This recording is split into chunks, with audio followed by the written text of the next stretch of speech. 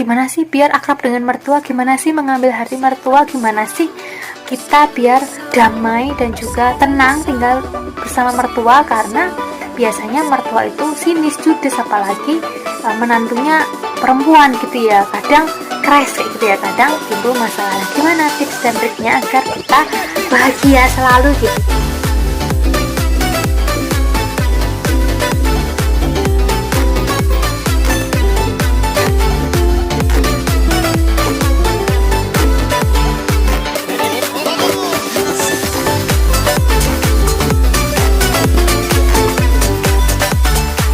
Assalamualaikum warahmatullahi wabarakatuh.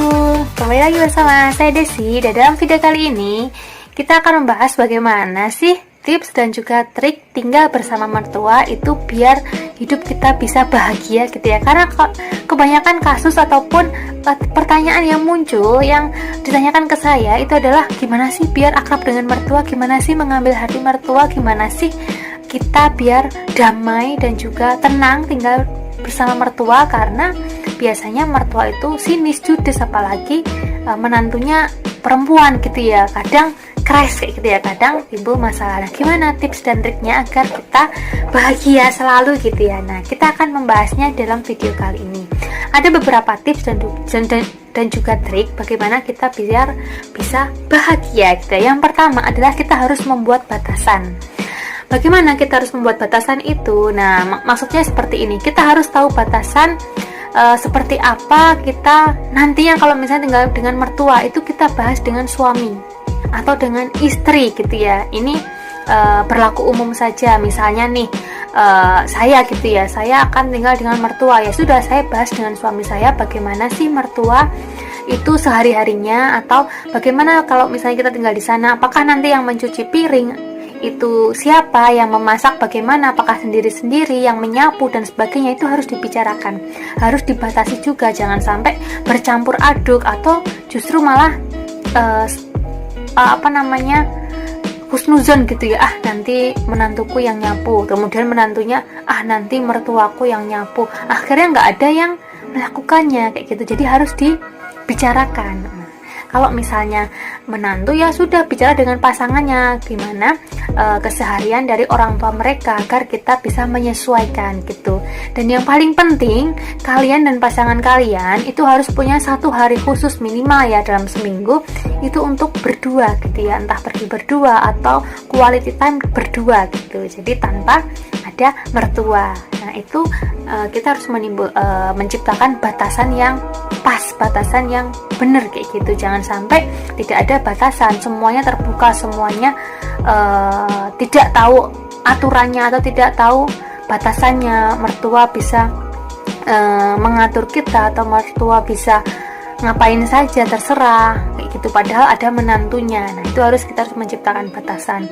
Yang kedua itu juga berkaitan juga, yaitu kita harus menciptakan privacy. Nah, ini penting sekali, apalagi yang tinggal bersama mertua. Itu yang paling penting, harus punya kamar tersendiri. Jangan sampai kamarnya itu di depan TV, di depan ruang tamu, atau bahkan bersama-sama dengan mertua, ya jangan sampai gitu ya. Nah, kita harus punya privacy, ruangan sendiri, atau kalau misalnya memang ada space luas, ya punya dapur sendiri kalau mau masak biar sendiri dan yang lainnya. Tapi kalau tidak ada, ya tidak usah memaksakan kehendak, itu kita bisa joinan dapur dengan mertua kita. Yang harus kita perlukan adalah itu ruang kamar atau ruang tidur sendiri gitu, karena namanya orang yang sudah menikah itu perlu kebutuhan seksual. Kalau misalnya tidak ada privacy, ya bagaimana untuk menyalurkan itu? Nah, jadi harus ada privacy. Pun kalau misalnya mertua itu tidak dibolehkan keluar masuk kamar tanpa izin, kita harus sampaikan. Jangan sampai kita malu, ataupun kalau bahasa Jawanya pakai woh gitu ya, bilang saja untuk masuk kamar tolong izin dulu ya Pak, Bu gitu. Mungkin ya agak gimana gitu ya, tapi harus disampaikan. Jangan sampai kita sedang mungkin berdua dengan pasangan, tiba-tiba mertua masuk, kan juga nggak enak kayak gitu ya. Nah, yang ketiga, kita harus menghindari setiap perdebatan keluarga. Jadi misalnya nih ada pasangan kita mungkin sedang bukan berdebat ya, ibaratnya kayak ya silang pendapat lah dengan orang tuanya kayak gitu ya. Nah kita kalau bisa kita itu menghindari, jangan justru malah kita ngomporin pasangan kita, atau malah kita menambah ke dekat ya mas nanti ya mas, atau justru kita malah menambah api gitu ya, jadi sehingga perdebatan itu semakin besar. Jadi kita harus hindari, jangan sampai kita terlibat.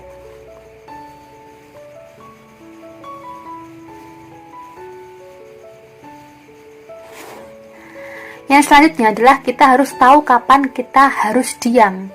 Tahu waktu kita harus diam itu kapan sih? Kita harus berbicara itu kapan sih?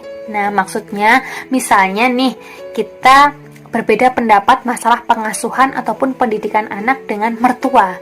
Bagaimana kita harus bersikap? Apakah kita diam saja? Oh, tentu tidak. Kita harus bersikap gitu ya. Bicarakan dengan orang tua. Kalau misalnya emang benar-benar butuh pengasuh, bicarakan baik-baik, tapi dengan cara menyanjungnya. Misalnya nih, ya kami, terutama saya pribadi, senang sekali, bahagia kalau misalnya cucu ibu ataupun anak saya itu bermain, diasuh setiap hari bersama ibu atau bersama mertua, gitu sangat senang sekali. Tapi saya takut ibu kecapean, saya takut mama kelelahan, keletihan, saya takut mama jadi sakit mengurus cucu kayak gitu. Maka dari itu kita mungkin butuh pengasuh untuk membantu mengasuh anak saya atau mengasuh cucu mama, cucu ibu kayak gitu. Nah, jadi kita harus melakukan sesuatu itu dengan lembut agar tidak menimbulkan salah sangka oleh mertua kita kayak gitu.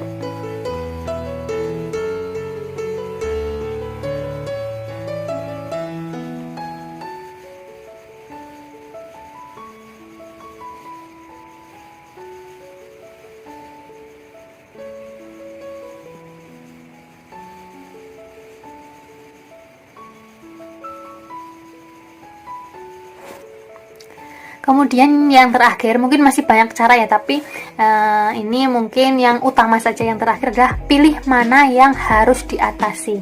Maksudnya gimana? Ya kita harus bergerak gitu ya, kita harus bersikap kayak yang tadi gitu ya, bahwasanya kita tuh harus mengatasi masalah apa saja sih. Misalnya nih, ada adik ipar atau kakak ipar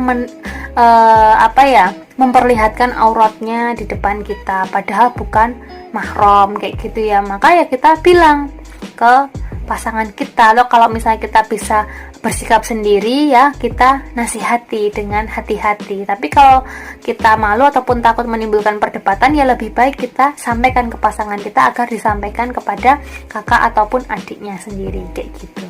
Nah, mungkin itu saja. Nanti kita lanjut di next video bagaimana cara agar kita tidak berdebat dengan mertua, ataupun bagaimana kita mengatasi orang tua ataupun mertua yang selalu ikut campur masalah rumah tangga dan lain sebagainya. Nanti di next video. Jangan lupa subscribe, like, dan komennya, juga share-nya ya. Kurang lebihnya saya mohon maaf. Semoga bermanfaat.